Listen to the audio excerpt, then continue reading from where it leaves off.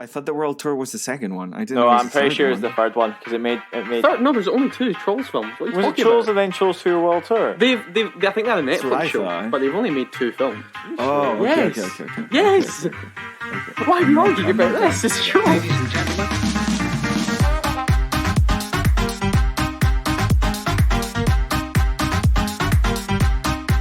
Hello and welcome to the Unwanted Opinions podcast. I'm your host Lewis and I'm joined as always by my good friends Kyle Hello. and Gonzalo. Hey.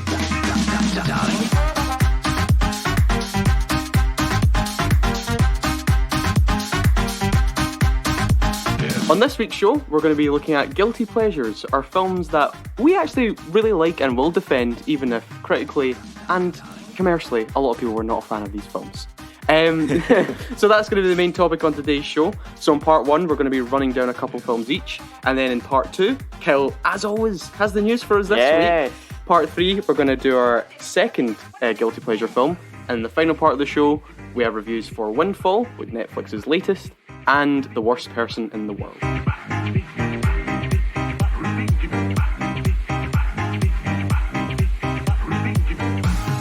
ladies and gentlemen, Right, so Okay, let's go. guilty pleasures, right? What are guilty pleasures? I mean, in your own mind. That's a big question. I mean, for me, it's quite simple. I mean, kind of thinking about what films we should talk about and what films I personally think are guilty pleasure. I was like, a lot of these films actually did pick up a cult following, like post-release. You know, like some classic rom-coms, like 10 Things I Hate About You or Legally Blonde. So they're not really that guilty anymore. Well, I mean, you can consider guilty pleasure films, especially if you watch a lot of films and you know how to appreciate good films. Guilty pleasure films could be films that you know that are just technically bad, directed bad, but sometimes you just kind of go, oh, you know what, that's for some people it could be Michael Bay films. Like generally, it could be like that thing. That's true. But that's kind of like what I thought when you give the prompt. I was like, okay, it's got to be a movie that if you ask me to analyze its quality, I'll tell you that it's crap and it's not good. Yeah. But also, I will sit down and watch nonstop. That's what I understood. That's the thing. Basically. It's you know, it could also be films that are, like you say, critically, commercially terrible, but you have like a love for them. It could also be films that you just know are bad, but you could just you're like, oh, you know what? Sometimes the action is that, you know, like especially when you're kids and you see like absolutely. You know, like for instance, I was talking about this with my mom for a while, and like she just instantly said Twilight, you know, because that's for her. Do you know that could be a good guess? That's a guilty pleasure. That's a guilty pleasure. Because that for her, she really likes the Twilight franchise, but she knows it's not a good, not a good movie franchise. It's quite funny the Twilight thing because films. I kind of like the first one. I feel like the later ones. Do you know what I love most about Twilight? What? Is how much they hated making Twilight. Well, yeah, especially Robert Pattinson. Oh my god! You see, I watch compilation videos of him just dissing Twilight. It is the best thing ever. So and then funny. I've seen 2. I've seen Twilight, and then I saw Breaking Dawn Part 1. You skipped 2 of them. Yeah, I do I think there's a CGI baby, and my god, that was scary. Oh yeah, the CGI baby was one of the worst decisions It made Hoodwink look good. That's true, it does. Period. Okay, so I'm going to actually, you know what, and this week I'm going to go first. I'm going to go first, because I'm always asking you guys to go first, and you don't like going first. So actually, my first pick is going to be 2006's Night at the Museum. Oh, that's an interesting one. Right, okay. Yeah. Looking back at the names, there's 3 of them. I've actually not seen the third one, though. But anyway. It's terrible. That was terrible. It's really bad. It's really bad. It's the second one when they're... The Smithsonian one. I've seen that one. I've seen the first 2. Yeah, the one with Amelia Earhart, and then the third one is the one where they go to the British Museum, the and one, it's just one. plain bad. So Night at the Museum, it's so interesting how kind of time passed and no one's really given it the time of day, right? Because it's actually a really fun concept and idea, you know? A security guard, you know, he's Well, actually, oh shit! I almost took it. I was late. What's that doing there? Right. It's because you're doing all these drastic hand motions. I know. I'm talking with my like Matt Smith acting over here. We got to start actually recording these so people can see. Visually. Every time Lewis goes That's into true. a rant, That's he true. does. Like I thought I was very hand gestury when I talked, but then I saw Lewis. I'm animated. It's so big. It's so big. Getting back on topic here, right? Okay, so there go with the hands again. Okay, I'll calm down. So Larry, played by Ben Stiller, is basically he's jobless. He can't, find any work, and he's basically he's a divorced dad. As all like the 2000s, mid 2000s plots, the male character was always a divorced dad, struggling to keep the attention of his children, and he's down on his luck. He's down on his luck. Classic. Disney love a dad who can't really. I know. Anyway, really so then of course he finally finds a little bit of luck when he gets the role of a nighttime security guard at a museum. And the old security guards are kind of moving on, retiring now. Dick Van Dyke is in this I know. movie. He's so the old guy. good. I forgot about that. This. I was genuinely in my head trying to remember who the old guy was, but Dick Van Dyke. And then basically he's always hinting and like making little remarks like, "Oh yeah, things come to life, haha." And Ben Stiller's just kind of like, okay, he's just a weird old guy. Like he's retiring. I don't care. Anyway, and then one night, of course, just on his shift. Everything comes to life. And the first one, of course, do you remember? I actually remember as like a 7-year-old watching the trailer for this film because the trailer just started off with the dinosaur drinking out the water fountain. It's just tapping his foot, and he just turns the corridor and he sees like the T-Rex bones. Well, the T-Rex bones, come to life and then gets chased by a big dinosaur. Were you petrified? I haven't seen Night in the No, to be fair, Museum I think. Remembering that trailer, I've not watched the trailer since I was young, but I think that's quite a, oh my god, kind of trailer, like, what the hell's going on here? Anyway, but that, Night in the Museum, I think for like a family romp, it's just like, this is a really solid one. Yes. And it's just kind of a shame that over the years, no one ever talks about it, or what? It's not rarely on TV or anything like that. It's Rami Malek. It was in Rami Malek. Is he in the first one, or is he in this one? Yeah, he is in both of them. I think. I think in the second one, he does a small cameo kind of thing.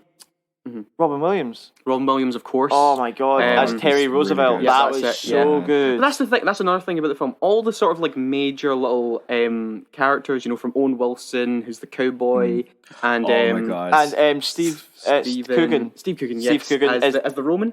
Yes, the Roman commander. That's the best gay relationship without like having to mention. And then Ricky Gervais is the curator. Yeah. He is. They've all got all the characters have their own little funny personas and things like that, and they all have their own little like quirks and things. And what's her name? Who plays the Native American? Sacagawea or something like that. Yeah, Sacagawea. Yeah. And she like doesn't. She's the one that guided the two American guys who like mapped the West or some stuff like that. Yeah. I don't know. Is that not like just remember she was carrying her kid. No. Probably it might have been based. Like kind of based off kind of thing. But yeah, it's got so much character and so much life to it, and it's cutesy funny as to these 2000 films. It's one of those films that was really made for the kids. Yeah. Like I'm not surprised it's not critically acclaimed. It's not give made. me gum. Yeah, like the Easter Island heads. Like it's not meant to be a. But just looking at like when I looked up because I was just obviously thinking about this, and I saw the Metacritic score. I was like, for the time, especially, I think that's a bit harsh. What is it? 48. That's lower than Deepwater, mate. That is kind of. I wouldn't agree with that. I wouldn't rate that. More to be of honest, a solid movie. I enjoy it. This is 50%. I've not seen it in a while, but like at the time, it's just a fun, enjoyable concept of a film. Have you rewatched it for this show? The last time I watched it was probably like 2 years ago. I saw it Christmas time. It was on like so you got it or something. Okay. So because like I remember it very fondly, but it could be one of those things where you rewatch it and you're like, oh my god, this is terrible. I mean, it's one of those things where like the third act kind of like taking the third act's a bit kind of rough twist, bad guy thing. Really dumb. It's really dumb. And but like at the same time, we do see Ding Bang Dyke as like an antagonist action thing, and that's kind of funny. It is really good. I mean, and then it ends with the really like just really cheesy September dance number with all like very Very Why do 2000s. all films of that era have to end with exactly. a dance? Honestly, I can't remember. Do you remember much of the actual plot, except for the fact he's got a kid. I remember, I remember more of the second one actually. Really? So funny. 'Cause I just every time I think of Night Museum, I think of Amelia Earhart, but that is the second film. Yeah, I feel like I loved the second one. I think that was a pretty good sequel. Just kind of I remembered it as round off the Night Museum thing. I just feel like, see if you had a family with like kids aged from like 4 to 10 years old or something, and you put that on. Yeah. They'd be like, oh, that could be a big nostalgic gem for them. What year was it? Do you know? Okay. 2006. End of 2006. Okay. Yeah, Night Museum. A lot of fun. Great little adventure. Really creative. And some really fun characters. Night Museum, man. Fuck Metacritic. What would you rate it if you were to rate it? Probably a 7. I was thinking that too. I think it's a solid 7. That's just a side note about review aggregate sites. They're they're of their time. They're different critics review different things. It's never all going to be 100%. Whatever. Anyway, can't believe I'm saying Matt Smith all the time. but actually, Gonzalo, why don't you go next? Yeah. Okay, so I'm going to start just because we're in this whole family friendly thing. Because that was the thing I was discussing actually earlier with my mom, because I couldn't come up with any guilty pleasures, so I basically went to her and just like, could you remind me what movies I like? Thank you very much. And we did start talking about like how there's a surprising lack of like family focused films that can be enjoyed by adults and kids nowadays. Like it's just the superhero genre, unless it's like Pixar films. Yeah. Outside of that, there's like there seems to be a lack of them. And I remembered Narnia and how much I liked Narnia as a kid. I never got into the books. By the time I was reading them, they seemed like they were talking down to me. So I was like, not into it. I'm better than you. No, but yeah, and obviously, I can't really say the Witch, the Lion and the Wardrobe, or however that's like the first one. Basically, it's really terrible. I think it's a very decent and standard movie. It has like some issues with like the whole trying to be Lord of the Rings, but that's the kind of shit that I enjoyed as a kid, so I was very much into it. But like the second one in particular, I've rewatched, and I think the pacing, the story, the arcs are pretty terrible, but at the same time, it was a movie that I still enjoy and I will still watch actively, because I don't know, it feels like they put a lot of work and effort into like the actual aesthetics of it and the world building, and like they put so much like love into certain things that it just makes the movie for me, even though I think it's not good, really. So the second one, that's Prince Caspian, right? Yeah, Prince Caspian. Okay. That's the one I'm going with. I've actually not seen that one. I've only seen the first one. I think I've seen the first one, the second one. I've not seen. Is it Voyage of the Dawn Treader or something like that? I have. The thing with Voyage of the Dawn Treader, basically, apparently it's like an issue with the book as well, where like it's very segmented. It's more, the book is more of an Odyssey style thing, where like there's like different chapters that then lead to a thing, and the movie tried to take that and make it like one movie where like every single kind of thing that happens that is disconnected is somehow connected in the end. It doesn't really work, but at the same time, it's really fun. I liked it, but I like Caspian a lot more, and it's slightly better. It's quite interesting that slightly better. I think from people that have read the Narnia books, I know like a friend of mine's read them all, and like Prince Caspian. It's quite interesting because they kind of jumped, didn't they? They didn't adapt the first one. They did Lion and the Witch Wardrobe, which is the second book, and then they jumped to Prince Caspian, and then they jumped more. Yeah, because to they were doing the films in like the order they were written, basically. Because apparently the books were written in a weird way where like they were written not in order, in chronological order, basically. Yeah, so like, I think I know that. I did know that fact. Yeah, but just like Prince Caspian's meant to be like a kind of a slower one. It's not like one of the it's meant to be filled with like a lot of adventure and stuff. And that was like, oh, they adapted that one. Was Narnia like Disney trying to do like Harry Potter? Lord of the Rings. They were trying to do they were basically trying to do their own Harry Potter / Lord of the Rings thing. It came after like Lord of the Rings got like a ton of praise and people were into big epic fantasy stuff. I never got into Lord of the Rings. I don't think they're bad movies. I think they're pretty excellent. They're not for me. And for some reason Narnia is something that did really caught my eye. It feels a lot more of an optimistic kind of fantasy.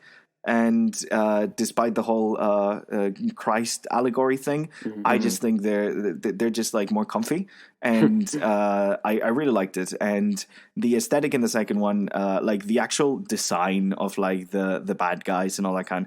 What are they called? The Telemarians or some shit like that. I forgot. The human equivalent characters in Narnia that invade and stuff. They went for the Spanish kind of like colonialist aesthetic with like the helmets and the stuff and the conquistador kind of look, and it really does fit thematically. And again, they have like a lot of action scenes in this movie that weren't really part of the book or anything. They do a lot of like big battles and stuff like that. But get some scenes to sell for the trailer. exactly. They need some big kind of set pieces. But for me, like as a kid, that was really awesome. And rewatching it as an adult, even though again it's not a really solid movie, it's good enough that I can just lay back and enjoy like the beautiful design and kind of like just the aesthetic of the whole thing. It's just really nice. It's just really comfy, and I like it. I think I caught a bit of it on TV years ago. I think I remember the visual effects being okay for the. They were pretty good. They were pretty decent. That's really the only thing I remember watching like 10 minutes of it. I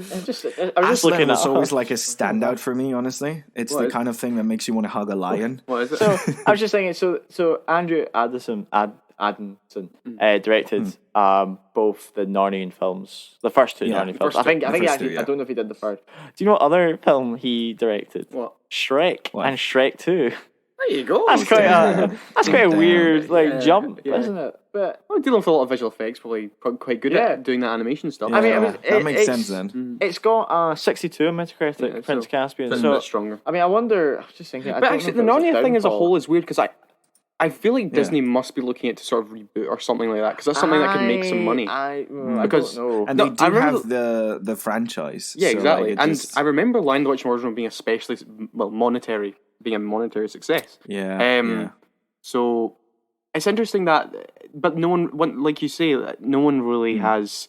The Narnia franchise has kind of been brushed to the side. I guess bigger fantasy franchises have been more discussed and talked about. But cool, Prince Caspian.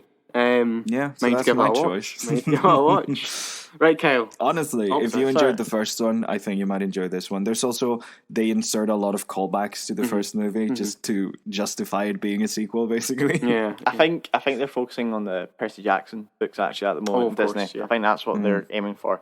But yes. Oh, I'm looking forward to that being good. Oh yeah, me too. Well. No, probably. Anyway, so my first film of the guilty pleasure is Waterworld. Have any of you? I have not seen Waterworld. I have. Right. You have. It's like Mad Max, but exactly. That is genuine. That's also like that is literally what the director was like saying. Oh, this is our goal. I want to make a Mad Max on the water. So was it not one of the most expensive movies they had made up to that point? It was horrifically. So for context, Waterworld is a film starring Kevin Costner as the mariner. Like he's like, he's not got an name. He's got gills. But the idea is so like in this future where the ice caps have melted, humanity is now basically on the water. Some of them have adapted. So like saying Kevin Costner's character has like got gills, like he's mutated. And basically, that's how mutation works. Yeah, basically. But the thing is, he's trying to fight starvation. Keep food. There's like an outlaw group called the Smokers, which they're all fuel related. Here, he's on a he's on a sailboat, okay. And then the plot is he's trying to take this girl and her mother to find like the rumored dry land, right? Because there's like a segment of land that's dry. Like one of them has like the map of dry land tattooed on their back or some stuff like that, right? Yeah. So this so they turned the MacGuffin into a character. Yeah. Which so is this film fun. came out in 1995. Okay. Older than us. Now the issue here with a film that's entirely set on water, in which most of the scenes are meant to be a nice calm day, so they can film stuff. Yeah. Is that doesn't happen. Okay. The ocean doesn't tend to do that. So it had a budget of 175 million, which 1995 is quite a budget. I like it was the most expensive film ever made at the time. But I think that's more because of the additions they had to make, because they had a hellish time filming this. Okay, Kevin Costner almost died Really? He got like trapped against his mast on like a scene. Like he was like close to death. Right. They were just. It was so expensive. Wasn't worth obviously, it, was it? I don't. Well, I enjoy it, but like, so the fact is, and then it grossed something like 264 worldwide. Right. On a 175 million budget plus a lot of extra stuff you're going to have. Yeah.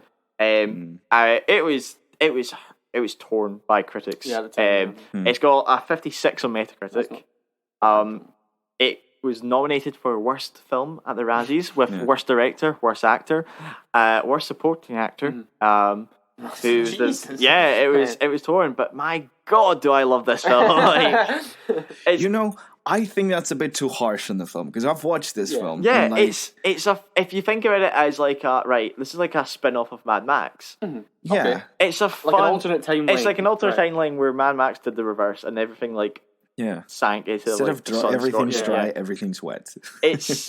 It's fun. Maybe cause I like water sports that like seeing like I like the practical effects. Yeah, I think like they get like a giant with the stunts and the boat, things, and it's so good. They blow up an entire fucking cargo ship. They do. They honestly, like you're watching this and you're going, "This is incredible." No wonder it's expensive. Yeah. They actually did that stuff. Like the one issue I have with the film is just the characters are really badly written because they're just incredibly unlikable. They are. They are. It's the issue. It's where it's like. They were going for the kind of like how kind of like Mad Max with Mel Gibson. Graph guy doesn't want to get involved, but gets forced to be involved. The reluctant hero. It's the reluctant hero. Yeah. But he's just reluctant the whole fucking movie through. It's like it's this thing, and it's a pain, and you're like, I don't know if I love it, but there's just honestly, it's quite impressive to see how they made this, and the fact that it's all. I say all practical. It's all like on the ocean. Like I think it was something incredible. Like. This production boosted Hawaii's economy by 35 million that year, which is like something incredible. That's good.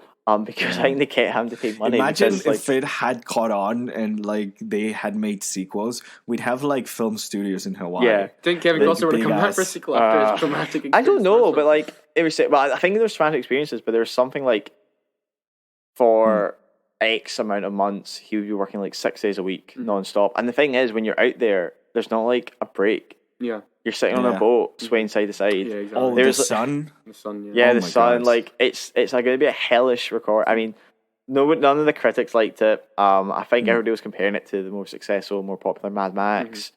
Fans weren't a huge fan of it, really, in the sense that I don't think everybody liked the water aspect, because I think they kind of felt you were restricting yourselves to basically just these sceneries, because there was literally nothing except water and boats for most of it. Yeah. And there was like these giant like man-made rafts where these bases were, so they could have a bit of something.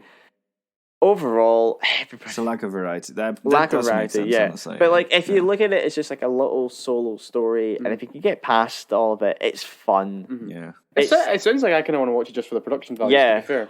Honestly, it's certainly not good. Like Kyle says, no, it's not good. I like the actual stunts that they do in this movie are incredibly impressive. Like the fact that everything you're seeing on screen was actually done for real. You're like, what the heck? It's not like Life of Pi where they just filmed the whole thing like a swimming pool. No, this is proper. Incredible. They went like out in the space. There's so many jet skis. There's so many jet skis. Oh, there's so many jet skis. I mean, it was like the director got it was being chauffeured out on a jet ski every day or something because they went to like film. But obviously, like the thing is, you're not going to get a calm day every single day to film this stuff. It's so ridiculous. It's dangerous as well. But but I don't understand how.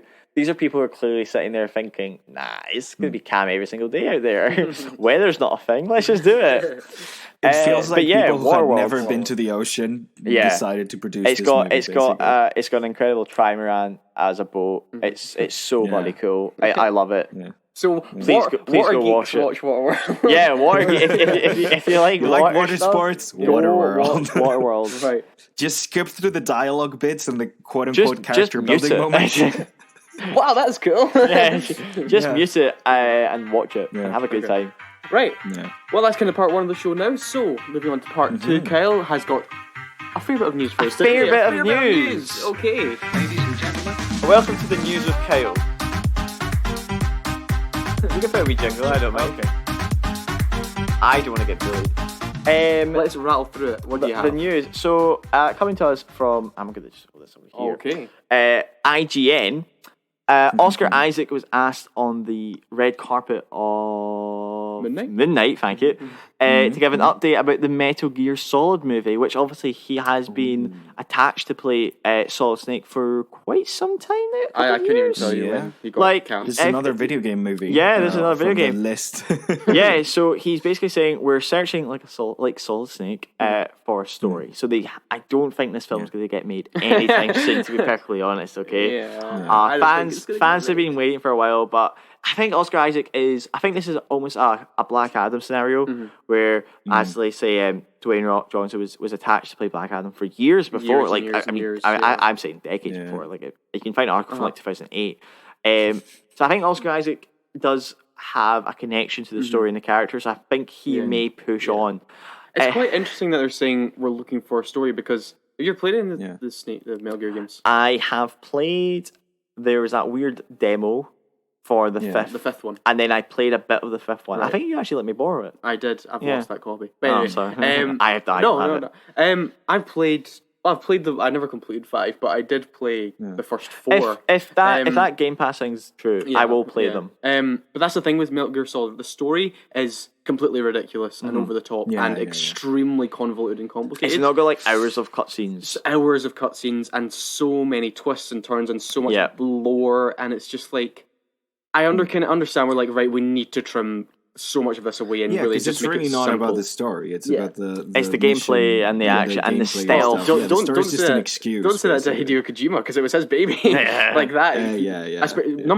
Metal Gear Solid 4 has got, Jesus Christ, hours and hours. I really hope we all know Kojima. Yeah, especially I really hope. I really wish he didn't get fired from that, because then he wouldn't have made Death Stranding, and then I wouldn't have sunk so many hours into that stupid game. Anyway, number 2. Second bit of news. This is a bit of a funny thing, but Richard Curtis came out and said, recorded by the BBC, that Will Ferrell should have been Oscar nominated for Elf. I just saw this and I had a good laugh. Okay, and I had to share it. It's interesting that the BBC would report this. Maybe they're big fans of Elf. So maybe they wanted them to get an Oscar. I mean, it's a good film. Was it not during an interview? Wasn't it not during like an interview for something else? Basically, I imagine so. I just saw the headline. I was like, I want to bring this up. They specifically went to Richard Harris and went, right. The most interesting thing he said in the entire interview. So they just I want to update about Will Ferrell. But obviously, talking about Oscars, obviously we have the Oscars coming up tonight. Well, we're recording. Yes, we're coming up tonight. Yeah. We obviously there's a bit of news that a few categories are getting pre-recorded. Yep. Which is stirring up a lot of things, because some people aren't entirely happy. So obviously, these awards, even if it's like the technical aspects, they matter as much as every other aspect of the Oscars. They're not doing film editing during the awards anymore. That's a pre-recorded one, which is one of the biggest. Which is a major award in film, as to get a best editing Oscar. Honestly, it feels like they're trying to make the Oscars an entertainment thing when it's actually just an industry thing. Yeah, it's just an award. It's an industry award. Yeah, which is an issue. I think the Oscars something that everyone tunes in for. It's not the freaking Super Bowl. It's just people watch it when they care about their own careers, and pretty much that's it. Moving on, we have a trailer for Liam Neeson's Memory that came out a few days ago now. Is it about him losing his memory? Yes. And he's of course he's a hitman with a gun. He's a hitman with a gun. It's all Liam Neeson does. What a surprise! Yeah, I would have thought. I rewatched The First Taken the other day, the last week. It's solid. It's a solid film. It's actually kind of been a blessing and a curse for Liam Neeson. It's got 2 sequels. Yes, I know. I've seen the second one. I didn't know that. I was going to ask, what are the sequels about? Because I was trying to I wanted to watch and find out. I've seen the second one. I actually saw that in cinema. What's the second one about? And this one, vaguely, they're in Turkey, and a bunch of people who are affiliated with the sex pedophilia ring in the first film want revenge on Liam Neeson. And then they do the whole. Him and his wife get taken, and the daughter has to save him. And that happens. Wait, seriously? That happens in the film. He literally he's like handcuffed at a point. And he goes, I can't remember. I couldn't tell you the characters' names. He goes, I'm going to call her Sarah. Sarah. Because, in the first one, he goes, you're about to be taken. He goes, Sarah, I'm about to be taken. And then... Does she go around killing people? Oh my God. She throws grenades and stuff so he can hear where how far away she is, and throwing grenades in a populated city. Anyway, he escapes, and then he fights all the bad guys. Anyway, another possibly mediocre Liam Neeson film's coming out. No, it will be. Mediocre. Yes. Next bit. Jujutsu Kaisen all alone in the moon. Oh, thanks for that. Next, Jujutsu Kaisen 0 was second in the UK and US box office charts last weekend, behind the Batman. This is quite impressive because obviously it's an anime film, kind of showing that after this and Demon Slayer Mugen Train, the movie, that more anime films are becoming extremely more popular in the West, more so than the niche kind of Ghibli films, I would say. It's interesting. I mean, getting pushed up to second, is quite impressive. But I mean, to be honest, there's not much competition. But still, I'm quite happy. I enjoy the series, and I hope to see the film. In the West, anyway, I mean, I think anime's probably... I think it'll probably stay around this sort of level of popularity. I can't really imagine, It's okay. Netflix will keep killing it with live action adaptations. Yeah, it's true. I can't see it becoming I can't see basically an anime film in the West, making What? Sorry, wait. What were you about to say? No. I wasn't going to talk about live action. No, I was saying I thought you said when they did their own anime with Castlevania. I thought you were about to say they did a good job with some live action. I was going to absolutely freak out there. Don't worry. Not that controversial. Number 6, Where the Crawdads Sing trailer, starring. I can't remember her full name. It's Daisy Edgar Jones. Thank you. I honestly had it down as Daisy from Fresh. Who's obviously starred in Fresh. Yes, as Noah. Yes, Noah. This film is about this girl kind of grew up herself in the marshlands or the swamps, and she's kind of getting framed for murder. Looks that way. Oh.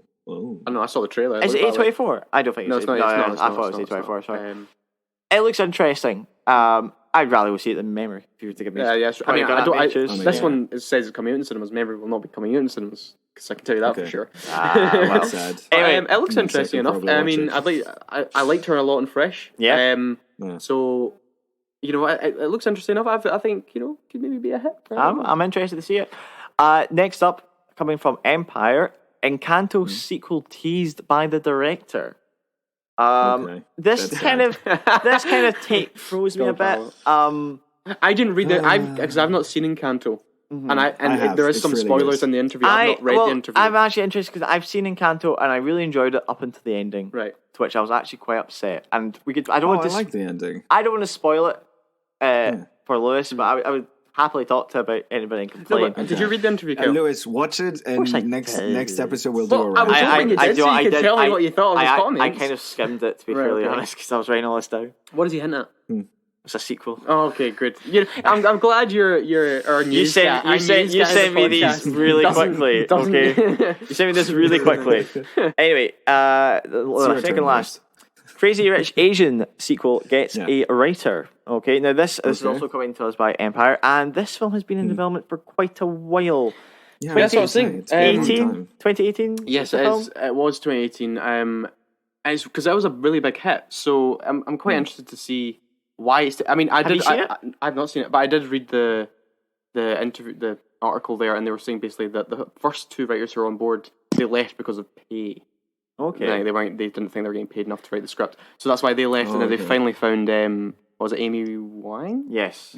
She's now her and another person is writing the script, but it's been a while. It's interesting that it's 4 years. They're taking, and it's not even in development yet. Yeah, it's not even actually started shoot. So basically, it's one of these cases where they had a good movie and now they just want to turn into a franchise, but they have no reason to turn into a franchise, so they need to look someone to actually write them a reason.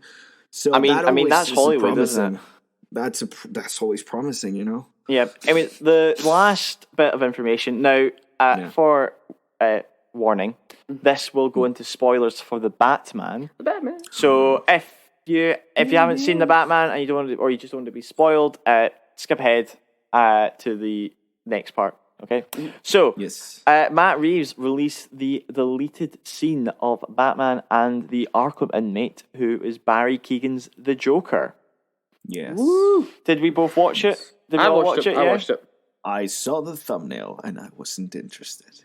Well, okay, that's fair enough. So yeah, we get our first look. Well, I say look. It's very well shot. It keeps him not entirely in focus. You never get a full in-depth look at his face in a whole. You'll get like maybe the top half of his face and then the bottom half. Yeah, People have edited the image to make it look like we're seeing the whole face. I want to quickly ask Lo's opinion on them. Right, because you know me, after seeing that scene in the Batman where it's teased at the end that the Joker's there, and I was like, "Oh, you're very upset." I was just like, this was so unnecessary, and I just thought he stormed out the cinema that night. Oh yeah, I stormed out the cinema. I was like, this is unnecessary, and I think he's like just sounded kind of. I was like, whatever. I think the issue with anybody trying to portray the Joker is that you're really worried about mimicking one of them. Yes, that was a problem. I don't think anybody's worried about mimicking Jared Leto. For me, it was less of an issue with just the Joker itself and more the whole sequel baiting. I don't like sequel baiting. Well, yeah, that's the thing, right? Matt Reeves spoke out on the day of the film's release when he talked about how it is the Joker. You probably forced him to do that, didn't it? He said that he doesn't intend to have him as the main villain in the sequel. He intends to use him at some point, but he wants to kind of almost like like a meal, let him cook. But again, it's like bringing your number one when the whole movie's about your number three. Like it just takes away from the villain of the film. Well, no, but the thing is, I don't think. No, I think that's why they didn't include this scene. Right? Yes, I'm glad they didn't. I'm glad they didn't. Which I know I'm very glad they did, and I think it works. It's just I already hated the one that was there. It would have been even more jarring if this scene was in the film. Because then I imagine there's a reshot version of the scene that we had that had more visuals of the Joker. Because obviously, if this scene was before that, then why would you have him clouded and barely visible in the film, right? I'm happy with what we got. I'm actually happy we saw this because I'm just happy because I'm interested. It's the kind of cut scene where you're like, I'm glad they cut it. Yeah, I'm saying I'm glad they cut it. I'm glad it wasn't in the film. But I'm glad to have seen it, and I'm interested where they go. I hope he's not going to be a main villain. I hope he's like like what he was meant to be in this film, like the calendar man in the Long Halloween. I think that's exactly what they'll do in the sequel. I think Batman will come to him and there'll be like a 10-minute scene with him in the sequel in prison, just asking for information. And then maybe the end of the sequel, there's an Arkham breakout, and then there's like a third one where I do like the really kind of horrible design they're going with them. Oh yeah, horrific, like really scarred and the thing he's got like the permanent face. Yeah, which confuses me because there's so obviously Matt Reeves said that he's got like the man who laughs or something. Who laughs? Yeah. Yeah, he's got the permanent smile, but then he also does look like he's fallen into toxic waste sort of thing. His skin is completely messed up. I mean, like I said, his hair reminds me of that terrible Gotham Joker. Yeah. But anyway, we'll see. Yeah. I mean, we'll see. Like I said, I didn't really like the little snippet we got of him, and I do think actually this is considerably better because we actually get to see a full scene of him. Well, not really see him, but anyway. Yeah, I really hope they don't use him in the second one. I really hope they're building up to him something later on. And I'm a bit sick of the Joker. I actually like the actor. Yeah, I like Barry. He was actually one of my only favourite bits in Eternals. But anyway, that is the news. I stand by what I said in the Batman episode. I hope we don't get a sequel. I still find that honestly the most interesting concept with that you just get we don't get a sequel. Like a series of anthology-based Batman films. Well, Gonzalo, I'm sorry you are getting a sequel. No. You got if he tweets Restore the Snyder Force, he might not. Yeah, maybe. But anyway, let's move on. Move back to our guilty pleasures discussion. Lewis. Oh, crap, it's me. I don't usually go around the other way. Right, okay. I was literally tossing up until the last minute which one I was going to go for here. Okay. Wait, can you give us what would have been like? Give us right, okay. Honorable mentions. Honorable mentions. Well, the other one I was really tossing up mainly was going to be Desperado. You ever seen Desperado? I have not. With Antonio Banderas, directed by Robert Rodriguez. I do like Robert Rodriguez, but I have not seen this. It's bonkers. I can honestly, it's so funny. I can imagine. And just Robert Rodriguez. I mean, some really stylish and cool action. You know, you've got a mariachi band who use their guitar cases as rocket launchers. You've got seriously, it's genuinely crazy fun, and that's why I really like it. The only thing I know about Desperados is that they did like Robert Rodriguez, because he directed the Book of Boba Fett.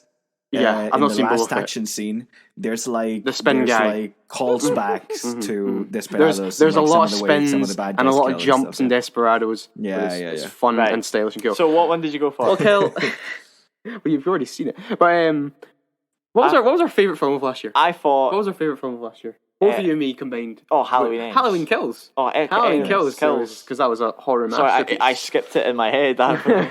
But I'm not going Halloween Kills, obviously, it's a terrible film. Okay. But I am going Halloween 2, the original sequel. Do you know Halloween. what? I see when I saw the word Halloween there, I was like, oh, he's going to do Season of the Witch. No. Oh, God, no. I thought he was going to do the Season of the Witch. Actually, can we just get something out of the way, right? See all these people who actually, like, think, they go like, oh, Season of the Witch is actually a really good Halloween film and it's really, really creepy and all that. It's an awful film. It's so boring and not scary and there's a robot in the end. What's going on? It's terrible. Anyway. I think this film now screwed up. Watch it. There's a robot in a Halloween It's unbelievably dull. Anyway, it's not good. But I am going Halloween 2, the original 1981. This it wasn't is interesting. 1981 sequel, right?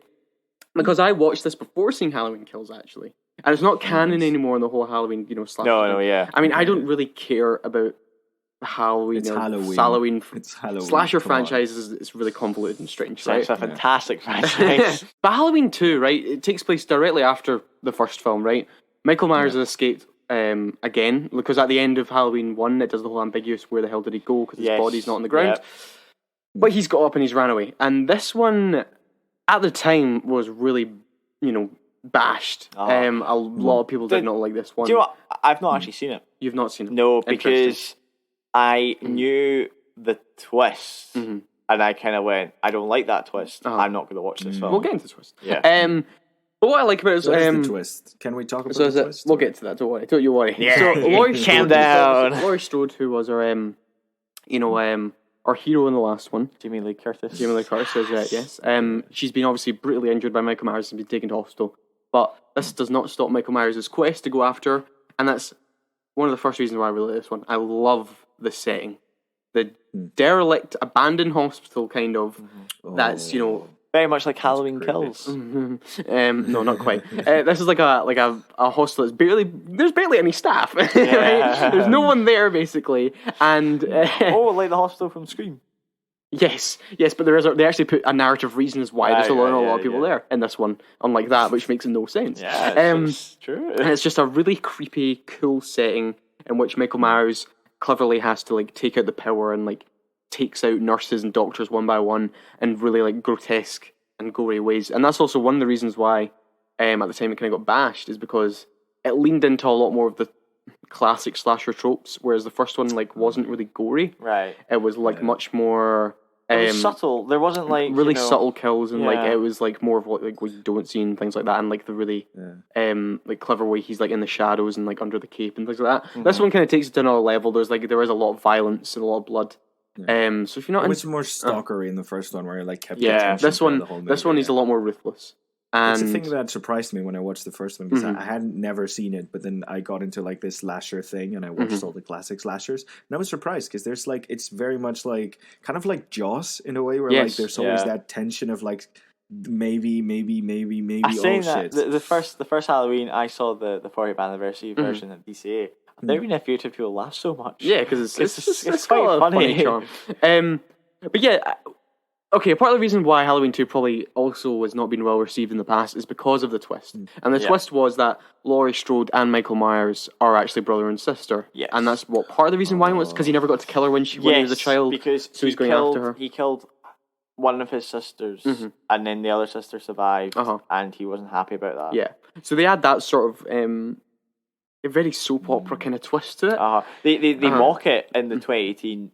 They do mock it. Remake sequel. Yeah, they kind of go, wasn't there that theory that they were related? Yeah, and stuff that was just stupid. Yeah, that was stupid. And to be fair, it's kind of funny in the film if you watch it in the way they kind of go about telling you it, because it's really rushed exposition. I can understand why they did it, because they clearly wanted to keep Laurie Strode in, but they wanted to give a better purpose to him hunting her down. Why would he hunt her down? Yeah. But Donald Pleasance as Dr. Loomis is also a lot of fun in this one as well. He's obviously still crazy and paranoid. Yeah. He's kind of he's quite nuts in these films. Like he really just wants to kill Michael Myers, even though he's his therapist. It's really funny. But there is also that. This is also kind of the one that made Michael Myers kind of a bit more invulnerable and a bit more like unstoppable. Yeah. Like there's a whole bit where he's just on fire and he's just kind of going after people. But there is still a lot of good creepiness to it, and there's a lot of really, if you're into horror stuff, a lot of really fun and cool kills. And to be honest, it just doesn't deserve kind of the hate it got, especially at the time.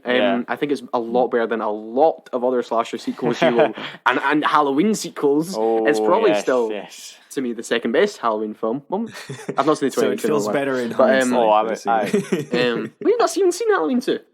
Yeah, but Halloween 2018 was good. But I think it's got a really cool charm to it. I love the aesthetic. I love the style of it. And yeah, Halloween 2. You know what? Go check it. It wasn't directed by John Carpenter. No. It wasn't directed by him, but his score is still there. And if you're a horror fan and you haven't seen it, I'd love for you to check it out. It's really good. Thank you. Sponsored. I'm sponsored by Halloween. Right, Gonzalo, what is your second guilty pleasure? So my second guilty pleasure pick is one that I know at least Kyle loves as well, and it's The Mummy Returns. I like The Mummy Returns.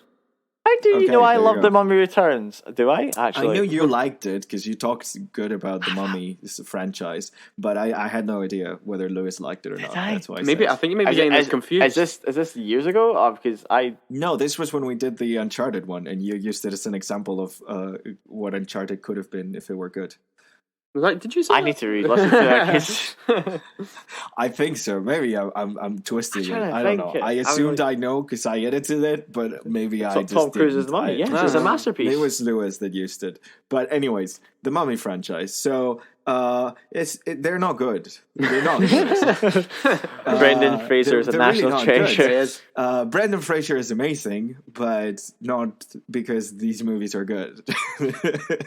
Okay, so the first one is kind of passable. It's okay. It's middling kind of thing, so it's regarded as the best one. For me, I have a really big nostalgic attachment to the second one because I watched the second one a lot before I even watched the first one as a kid.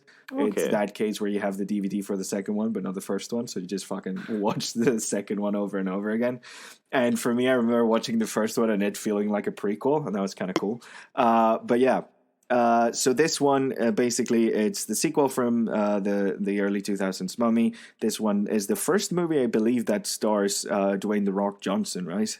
Yes, it's Scorpion King. Oh, yeah, it's Scorpion King. Infamous CGI. Yeah. Heck yeah, it's terrible CGI, but god damn it, is this movie like completely out there and nuts and fun, and it got me really into like Egypt and Egyptian archaeology and ancient history and stuff. It's because of this movie that I have like 20 or so like books on actual Egyptian archaeology and history and like their gods and stuff. It helped me actually in an exam because Imhotep is the bad guy in these first two movies, and it turns out that's the actual name of the architect that built the first stepped pyramid. And during a history exam, I fucking remembered his name thanks to this movie. So, yeah. Anyways, basically, action-adventure movies. They bring back a mummy back to life, and they have to kill the mummy. Wow, such originality. But yeah, it's a retread of the first one. They're basically re-killing the same mummy, but in this one, there's a lot of like weird stuff with reincarnation. The mom in this one, I forget her name. She turns out to be a reincarnated person from Egypt. And then there's this bad guy lady who was the lost love in the first one. She reincarnates and she wants to bring back the mummy. There's this lost city in the middle of the desert in an oasis with really creepy little pygmy skull people that shoot darts at you. And they recreate the whole, you know, the chase scene in the second Jurassic Park with the long grass and the raptors, where you see them running through the long grass and the raptors just take people. Yeah, they literally do the same thing, but with little pygmy skull people. Then there's the big pyramid with the golden top and like the fight with the scarab. Like scarabs are creepy, man. I always find them creepy. The scarab things. The scarabs are great. They're horrible. They're so they go like into your body and that. Oh yeah. In this one, they basically use the scarabs as like a second thing. Like they're like, oh, you remember them? We don't need to explain them. They were just a thing that are there. It's really dumb. They have a weird airship thing, and oh god, I forgot about that. There's more. Yeah, There's the another big. train. There's another big sand thing, or there's a big sand mouth again. There's the big train. They do a water mouth in this one because they go through the thing. Yeah, and it's incredibly dumb. It's incredibly bad, but also it's so out there that I can't help but enjoy it. I remember there's a couple specific moments in this film that I actually remember, and like that's actually really fun. One of them is like one of the opening action sequences where they do the double-decker bus filled with the mummies. Oh my god, that is so good in the British Museum. Yeah. That's a lot of fun. That's a really cool like chase, and there's a fight on a double-decker bus. There's some really good, and then they ended like the bridge where like it opens up and stuff. Because the whole deal with this one is that like they come back from an expedition, they have a child now, they live in Britain and stuff, and they're like high class citizens, and because like they made a fortune and stuff, and their kid gets a bracelet stuck to him that's magical, and it's a map to like the lost city of blah blah blah. I love basically attached to him. And I remember. That's another bit I wanted to get to, was the bit when Brendan Fraser has to carry and outrun the sun. Yes, oh my god, because it's actually a really cool shot where it's like he's like running in the shade, and like the shade's fading away, and he's trying to get inside. Like, that's really good. If the sun hits his son's bracelet, he'll be like basically cursed forever and some shit. And like he needs to outrun the sun in order to get to like the pyramid before the sun goes up, because otherwise he loses his son. It's again like it's terrible, but it's also like so fun, like so unbelievably I did fun. it as you a go from set piece to set piece. Right, I want to ask you something about it, right? Because I know I've seen the first two Mummies. I didn't see the Brendan Fraser, the Tomb of the Dragon Emperor. Oh, but do you think one was okay? Okay, but do you think it would have been better for this franchise if they went to like a different setting and a different cursed thing instead of doing Egypt again? Like if they did Dragon of the Emperor in a sequel, like the second one, instead of doing another Egyptian thing. Okay, so as a whole for the franchise, I don't know, because the thing is, like, what made the Mummy iconic was that kind of like aesthetic that and it the has lore from, like, that has behind the murder in the Nile aesthetic, where it's like colonialists and explorers and and that's like it's very specifically Egyptian. The whole idea of like the British Empire, like kind of like digging up tombs and things that had nothing to do with them, and then taking the treasures back to England. It's a very specific kind of like Egypt thing in that case. But at the same time, I don't know. Would it have been better? I don't know. They did Curse of the Dragon Emperor, and that was meh. I still like it. I still like it a lot. My biggest issue with that movie is that they recast the mum because she didn't want to do it. Yeah, she didn't want to be. Yeah, I remember that. Yeah. Which also at the same time, I think she did the mum in the third one does a really good job at it. The actress, I don't know what her name is. I remember it's Rachel Weisz in the first two, but I can't remember who is in the third one. Yeah. But like she does a pretty good job at it. But I don't know. Honestly, I think this one was like, it was very much a retread of the first one, but it was like, what if the first one was an acid? And that's my kind of aesthetic, you know, like if you're going out, go all the way. Yeah. Like, this is why I like Speed Racer, because it doesn't hold back. It's like, okay, we're doing a fucking live action anime. Let's do a live action anime. It's not like, let's go subtle. It's not like Netflix like live action anime where it's like, let's try to go subtle and, you know, keep it grounded and stuff. It's not. Let's go fucking bonkers. And if it doesn't work, it doesn't work. So that's what this movie is for me. It just feels like the first movie taken to the extreme. And I don't know. It's too iconic. I'm too attached to it in a nostalgic way to tell you that it would have been better if they did something else. Wait, so I just remember, wasn't there the whole subplot where like Rachel Weisz's character has like something linked to the past? There's a whole flashback where she's fighting. So because the mum is a reincarnation of the daughter of the emperor that sentenced the Imhotep to death. And the lady that revives Imhotep in this movie is like a reincarnated version of the emperor's wife that was the one that Imhotep fell in love with and then got cursed because of. So in the first one, Imhotep is trying to bring back the love of his life. And in the second one, the reincarnation of the love of his life brings him back and is trying to make him immortal forever, basically. And it's kind of interesting because they play with like the love relationship where like the idea of like true love versus like just power hungry kind of thing. Because there's a moment where like the Brendan Fraser character and the wife character, like Brendan Fraser is hanging from a thing to a pit of souls because of course like lava souls that are trying to get to him, and his wife basically sort of almost dies trying to save him, whereas the same thing happens to Imhotep, and the reincarnation of his love is like, fuck it, I'm just taking the thing, I'm getting out of here. And that's the moment where he realizes and then just falls down into the pit of souls and gets like dies eventually and stuff. It's really bad. It's really bad. But again, it's very fun. Gonzalo was literally just bringing back all the memories. I'm amazed how much I remember of this film. I was like, I remember the scenes and all. That's quite good. I can't remember. Oh, do you remember the intro? The intro got me as a kid because like the idea of like this guy who like prays to Anubis, who's not the god of death, but in this movie Anubis is the god of death, and he prays to Anubis, the Scorpion King, bites the scorpion's head off. Well, yeah, as you do with the typical ritual. Yeah, and then that creates an oasis, which is the place that they're trying to find. And in this oasis, you have the army of like anthropomorphic jackals. Yes, with like cool ass double-bladed swords that he uses to conquer the entirety of Egypt. And that's what the bad guy wants to go there, kill the Scorpion King, and get his army. Yeah. That's the thing. Like honestly, they just went all out. There's so many concepts of like creatures and stuff in the one film. They just shoved them all into this second film. So that's why like I'm kind of happy it exists, because the first one is good and it's fun, but they don't have screaming mummies that like fucking dislocate their jaws, you know, with sharp nails that tear through buses. Like, come on. Come on. You know what? Solid pick, Gonzalo. I do really love the two mummy films I've seen. Like we talked about this during Uncharted. I love the classic adventure stuff, and it's just a shame. Yeah. We're not. You know, I need to rewatch this. I'm sorry. I brought Uncharted into my head. I'm upset. I'm going to move on. Move on. Right, Gonzalo, not Gonzalo. Kyle, what is our final pick on today's Guilty Pleasures? Uncharted. Imagine. Okay. Oh, I would have left. For real, though. For real, yeah, it is. No, I'm joking. For real. Starship Troopers. Okay. I was going to pick this one, but I don't think it's a bad movie, so that's why I didn't pick it.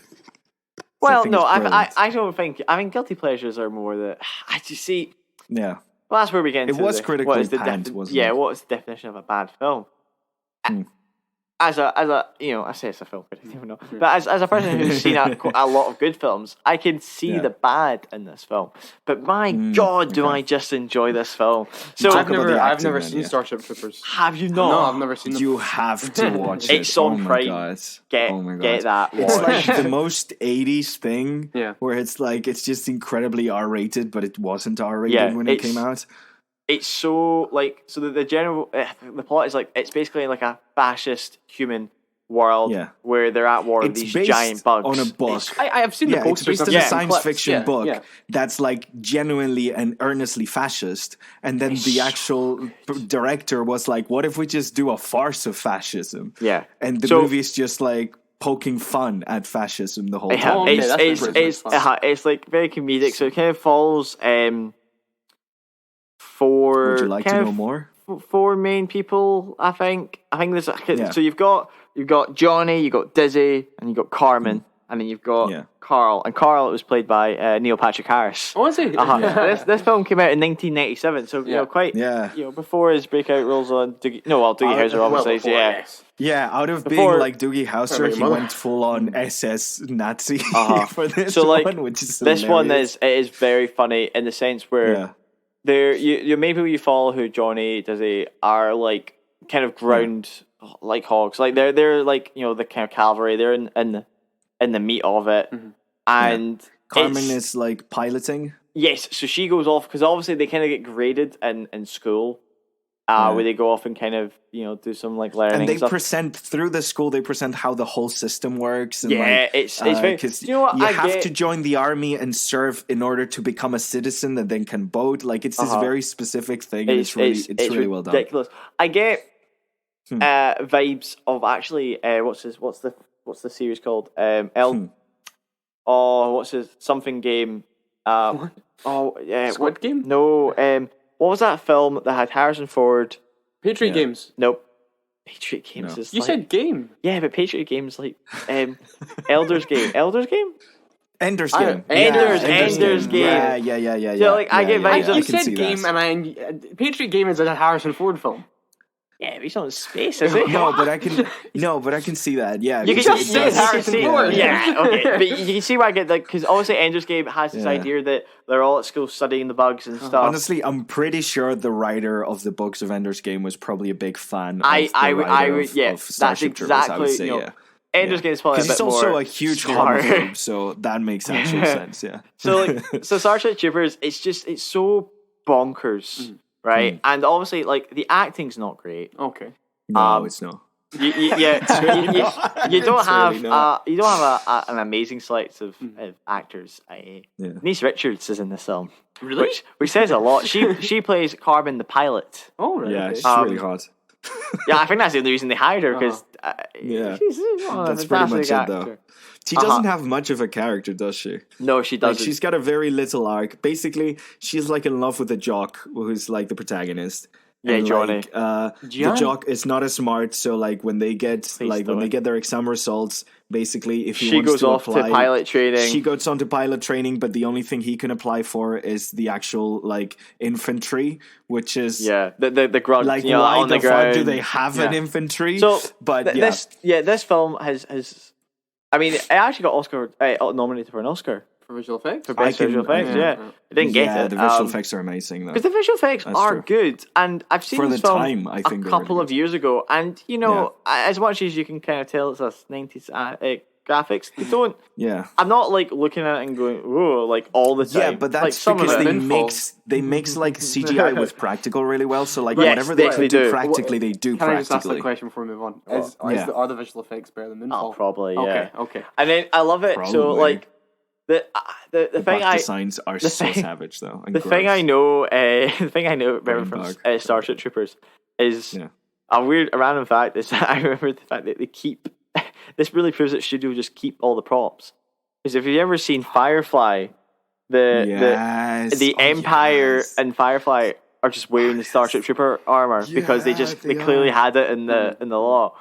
The helmets, man. But obviously, so like critically, this was actually panned. 51 on the Metacritic. Pretty split. I think the issue is that people were like, it was probably advertised as like an earnest movie. It's a mocking. Is there a little bit like, obviously it's a action comedy, but it's like a little bit of aliens thrown in there with the whole Marines? Oh, there's a ton of aliens. So basically, they're space fascists, so they need like someone to like categorize as the enemy, and they go like they just bugs. The bugs. They're fighting the bugs. It's like Ender's Game. So much. It's really good because it's implied. It's implied that like humans were the ones who like did the first attack. Yeah. Like attack them first, but then like a freaking meteor falls into Brazil, and they say that was the bugs that threw the meteor and stuff. And like it's this whole thing. So the thing is, the protagonist Rico gets like selected to go work for the infantry, and they're training, and suddenly his hometown of Brazil gets fucking blown out of the water, and they're all going to war as he's quitting, and he's like, I'm rejoining, and then they all go to war, and it's all like, let's kill these fucking bugs. It's great fun. At the time, for a budget of 105 million, it made 127. Ooh, so it didn't do well. Not good. That's a big budget. Yeah, it was a big. I mean, if you watch it, there was a lot of like. They did a lot, though. They did a lot.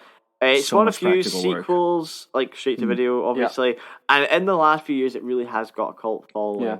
It's getting a lot more love now. Like, if you saw like the user score on sites like Rotten Tomatoes or IMDb, it's getting like the kind of 7 average. But for a long time, it was critically panned. Yeah, and it's getting a wee little surge of love because there's a new RTS game based on it. I think there was maybe a possible show or something in early development at some point years ago. It's now getting love, but at the time, I remember watching it when I was maybe about, I don't know, like 12 or something, so about 10ish years ago. And I just loved this film. But I at the time, when I was even 12, I knew this was bad, but I enjoyed it. Yeah.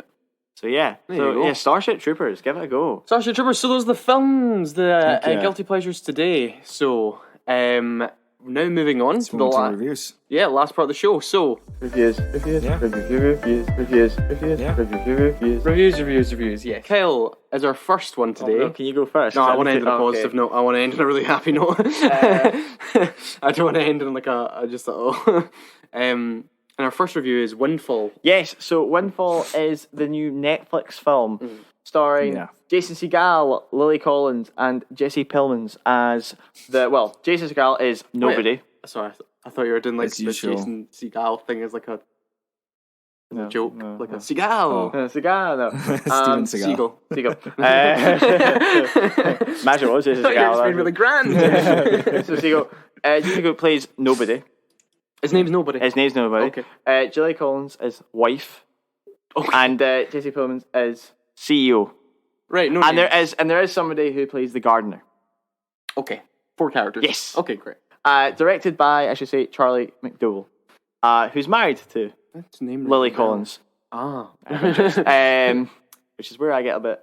So the idea of this film is interestingly, Jason Segel and the director talked about this, thinking how can we make a film like a homage to Alfred Hitchcock, but I want to make it soon in COVID. So Jason Segel, so nobody, the guy starts off, we're in this house. It's kind of, I think it's California, but out in the kind of, I say the sticks. It's kind of like, I mean, I've seen the trailer. It looks like kind of like the vineyard. Yes. So that's exactly it.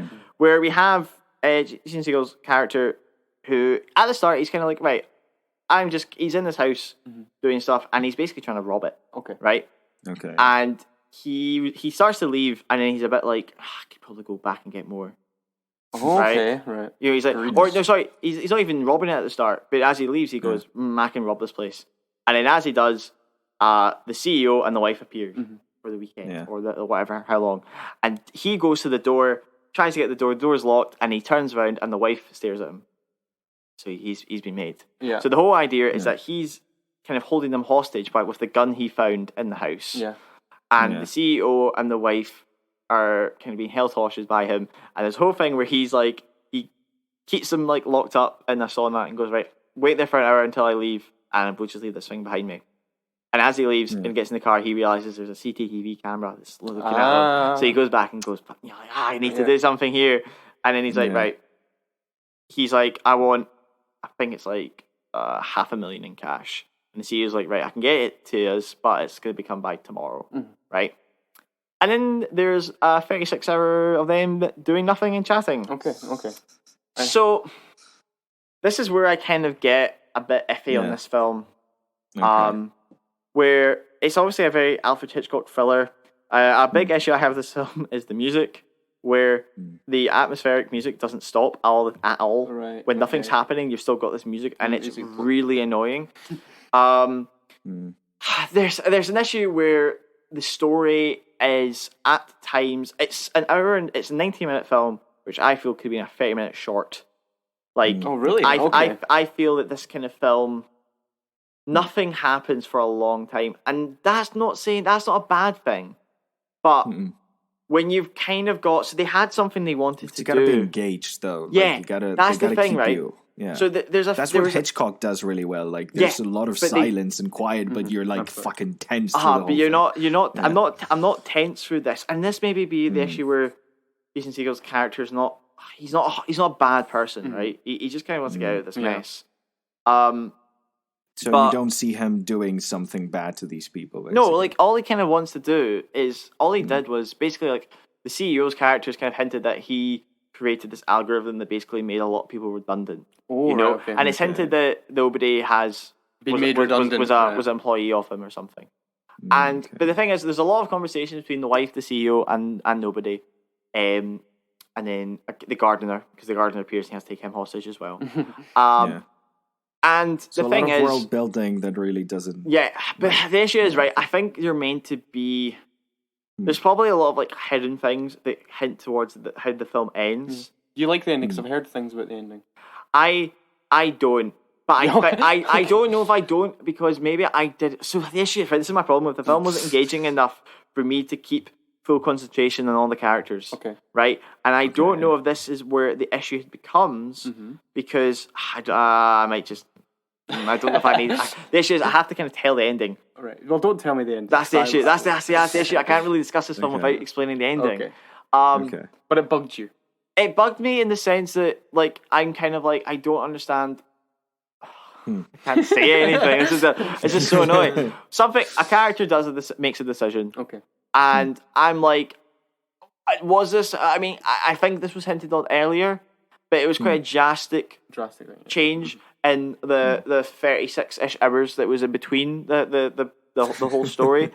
And I really have the issue where I can't be bothered to go back and rewatch it because so dull for most of it. Because it's like, right, you can have a film where you have people in a room talking. You guys talked about Mass. We talked about Mass is a perfect example of that. Yeah. But it felt that the only interesting... It wasn't like sharp enough to kind of keep it... Exactly. I feel that they had...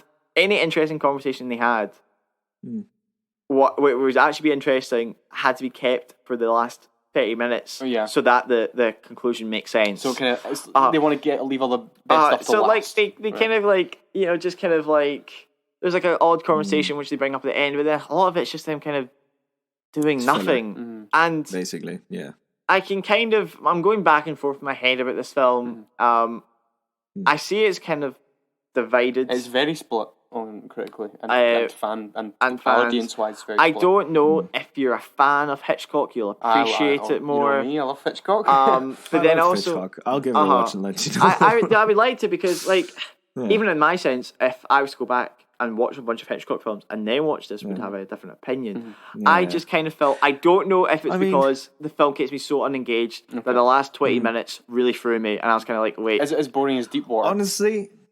Hope not. No, I say that I say that it's just nothing happens in this film. Okay. You'll have like 10 minutes of maybe engaging conversation between the characters, and then you'll have 30 minutes of very unengaging conversation between characters, and you're kind of like, what's going to happen? And anyway, so we settling on it would have been stronger if it was 30 minutes. I think it was maybe a bit too long. I think it'd be a short film because obviously. The idea was like, I think they're also, I don't think they were... Especially if it's being released in Netflix, I don't know why this is a thing that keeps happening. Well, no, this is another interesting film. Now, because on the point of The Power of the Dog and It films, I wondered if I would have enjoyed this more in a cinema, right? Because I was kind of like, I had to take a break. I had to pause for like 30 minutes because I was messaging you during my break.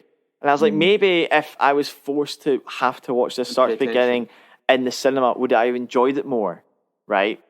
Maybe the opposite, though. That's becoming an issue. Maybe the opposite. That's an issue. Yeah. And like I was saying, I really want you guys to see it so I can have something to bounce off of. That is the thing I really don't understand. In this world of streaming, when you're making something for Netflix, why does it have to have a specific timestamp? Well, like, I don't know. Spreading into 90 minutes. So, like, I don't why think don't you just make short films for things like Netflix? Like, I don't think this wasn't being made for Netflix. I feel this is a film that was maybe Netflix got Which always, I say that like that could always be a red herring, but obviously now they've got films such as like Power of the Dog. Anyway, great films on there. Windfall. Overall, I would at the moment I'm giving it a 5. Okay, right in the middle. It could go up if I rewatch it and.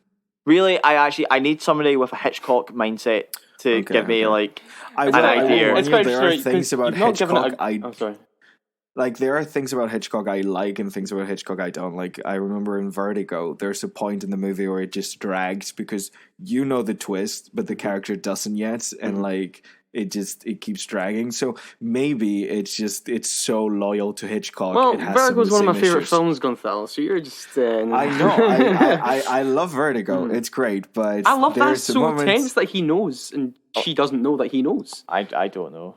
I think that. Well, anyway, I've never seen Vertigo. That drags for way too long. That second act, it's a bit. Well, don't you tell because I want to know this now. Well, anyway. You gotta watch Vertigo. I will do it. If you watch Windfall, we should do an episode on Hitchcock. Yeah, I'd love to do an episode on Hitchcock. Quite cool. He's made a lot of films. Anyway, right. So I saw The Worst Person in the World, which is up for 2 Oscars. No, it's up for 2 Oscars tonight. It's up for Best Original Screenplay and International Film. It's today. I was like, oh yeah, it's today's the Oscars. And it's a Norwegian film, so it's Norway's. For everyone listening, by the way, when you say today, we're recording on Sunday. This will be released on a Wednesday. The director had like how you pronounce it actually. Yeah. So I saw that. Just to get to that, it's directed by Joachim. It's Joachim Trier. Is how you say his name. I had to actually look up how to pronounce it. It's Norwegian. I don't know. It's Joachim. You're Norwegian. It's Joachim. No, it's not. It's not. I looked up. I'm sorry. No, it's not. You're not Norwegian. Where is he from, by the way? It's Norway. It's Norway. Norway, okay. It's actually because I thought it was just like Joaquin as well, like Joaquin Phoenix, but it's actually like Joachim. Joachim. Anyway, Joachim. That does sound Vikingish, honestly. Yeah. So big international film. It's up for tonight's international best feature, and it's a film that's split into 12 different chapters as well as a prologue and epilogue, so it's divided into very clear segments. And it's about Julie, who's played by Renee Rences. Is that a long film? It's 2 hours. Okay, that's not too bad. And basically, it's about her. It's like 4 years of her life, and the prologue really sets up quite clearly of kind of like what her problem is. She at first wants to be a doctor, and then gets really quite close to actually becoming a doctor, and then she goes, no, actually I want to be a psychologist, and then she goes through all that process, and she goes, no, actually I want to be a photographer, and then she can never, and that's kind of her main character issue, is that she can't seem to finish anything in life. She seems to pick things up and then quits as things get either intense, relatable. or she just, and that kind of comes into like the whole, what the film's kind of about is, she is struggling to ever find her place. She constantly has like her own self-crises, and not just in professional life, but in love life as well. She can't seem to ever, settle to anything. And it's really funny that actually we talked about Pixar last week, because in many ways, like we talked about sort of the best of Pixar, what the best of Pixar is that it's funny and profound and tear-jerking and can really, it encompasses a lot. And this really is like an adult Pixar film. It's 15. Yeah. It's got the sex in it. Yeah. Okay. We know Lewis likes that. But it's a film that actually shows 4 years of Julie's life, and over those 4 years, and over those 12 chapters, we get so much about life. We get ideas of lust and love and desire, and also stories even about like our own modern attachments to phones, even environmental issues, even, I don't want to spoil some other issues as well, but it really captures so much about life in this one film, and it's really, really witty, and the writing, and no wonder it's up for a screenplay Oscar, and I really think it actually should win the screenplay Oscar tonight, because the screenplay is so sharp and so clever and so funny and hits you on so many different levels.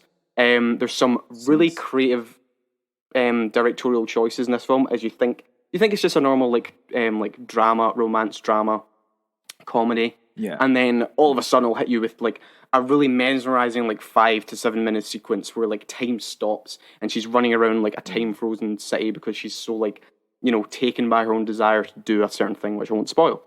And there's actually, to say that, there's a whole bit with the score kind of swells. It's actually very reminiscent of Up as well, like a really delightful score in it. And there's also like a really cool hallucinogenic sort of sequence. So like at points when you think it's just a very standard film, it can throw in a really creative burst of energy. We're like, oh my god, how did they do that? How did they do that? That's really creative and interesting. And it's also a film that actually really made me tear up. It actually goes in one direction. You're like, whoa, where did that come from? And it actually becomes really sad. And the title itself, The Worst Person in the World, is actually kind of can't really spoil why it's called that in a way, but there is a point where actually a certain character, a love interest for us, actually becomes kind of a very reflective of who she is as a person. It's like, what have I done? And The Worst Person of the World could be a title that kind of refers to like our own moments where we go, oh man, I'm a really shitty person, and kind of like at like every point, like at some point in your life, you'd be like, man, I suck. I'm the worst person. And that's kind of like, there was a point, a lot of self-judgment. And there's a point where in the film, there's a character that says something and then she sort of reflects and goes, and also, it's interesting because I saw this with Madeline. She was like, I actually found her quite unlikable. And then she thought, like, oh, I thought, even though it's called the worst person in the world, she's meant to be a bit unlikable. She thought, well, yeah, they say that, but also I think you're still meant to like her. And even though she does things, you're like, that's really selfish and kind of shitty. But also I think that's where your enjoyment is kind of going to land on this one. I think either if you find her likable, even though she is meant to be a kind of shitty person, or if you just find her really unlikable, or you find her unlikable, but you go, that's kind of the point as well, then you might enjoy more if you just think she's straight up unlikable. Then I might struggle with this movie then, because I have issues when like characters are incredibly unlikable and they keep making mistake after mistake. It just stresses me the heck out. Yeah, but it's a very human thing. I know, but remember my review of Nightmare Alley? Yes, I remember. I remember. If she's that level of unlikable, I might not enjoy this movie. Oh, no, she's not that bad. She's not as bad as Adam Sandler. Okay, well, he is an unlikable man, and yet you still want to, you kind of see where it goes. No, I actually did find Julie quite likable, even though she does certain things you'd be like, don't really approve of that. I think, God, I forgot her name already. Renee, who plays her, does a great job. She has actually quite a difficult role to play here. She has to sort of encompass a lot of humour and a lot of heart and a lot of sorrow as well, and a lot of like just like self-crisis moments where she has to, show a big range. Do you think this would have been worthy of a Best Actress? The competition's really stiff actually, but also I really didn't like The Eyes of Tammy Faye or Being the Ricardos, so yes. I saw The Eyes of Tammy Faye now on Disney+. Yeah, I watched it. We'll get to it next week. Okay, I'll watch it for next week then. Don't. But anyway, I actually would have loved to see this get a Best Picture nomination, honestly. If it was up for international and a screenplay one, which it should win, because I've seen the other nominees, I'm like, yep, this is definitely the best screenplay. It's such a well-written and sharp and witty film. Absolutely kick out Coda or Don't Look Up or something just to put this in. Is it in mainstream theatres or is it it is now, it was only in cinemas for a few days. It's going to be in Mubi in May. Right, it's coming to Mubi in May. But yeah, it's such a well produced and packs so much into that 2 hours, and it's really like an adult Pixar film in all the best ways, and definitely check it out when you can. Good selling point. I'm going to give it a 9 out of 10. Oh, 9 out of 10? Yeah, 9 out of 10 for sure. Really good. I really do actually want to have you guys watch it. I don't know if you guys will like it as much as me, in all honesty, because Gonzalo, especially, all his characters have to be perfect, do they? I mean, there's nowhere we can see it at the moment, is there? You may have to check independent theatres. Right, check out the GFT. It might still be in cinemas, but it's definitely coming to maybe in May 15th or 25th. Okay. That's not too far. All right, not too far. So I hope we can catch it before next week, honestly. Yes. So that is the show today, guys. Thank you very much for all your guilty pleasure sounds choices. So weird. What? Thank you for your guilty pleasures. Yes, as it was very good to see. On next week's show, we're going to have. It's going to be a big. It's the big week. It's a big week next week. It's a big review.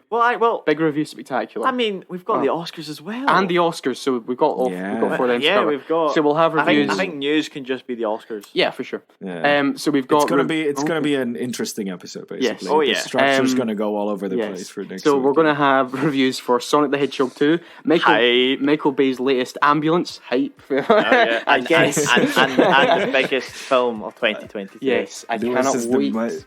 Honestly, Lewis is just the only person in the world who gives a fuck about this movie. Oh yeah, I've never seen a good Michael Bay film, Gonzalo. I'm really excited. Do you mean Transformers? Oh, 2 is a fantastic film. And then of course the big review, the review that everyone's been waiting for. We have Morbius next week. And of course, we're going to be talking about the Oscars as well. But mostly why Jared Leto got snubbed. I cannot for his portrayal in House of Gucci. House of Gucci, of course. But yes, thank you as always, Gonzalo. Yeah. Thank you, Kyle. You're welcome. Okay, and this has been Unwanted Opinions Podcast. Please follow us on Spotify, rate. Everything you do for the podcast is great. You can watch us on YouTube, just at Unwanted Opinions, that is the channel name. Please like and subscribe and all those things. And visit the unwantedopinion.net website. Thank you very much, and thank you for listening. You should have reminded me. I didn't want to break into it.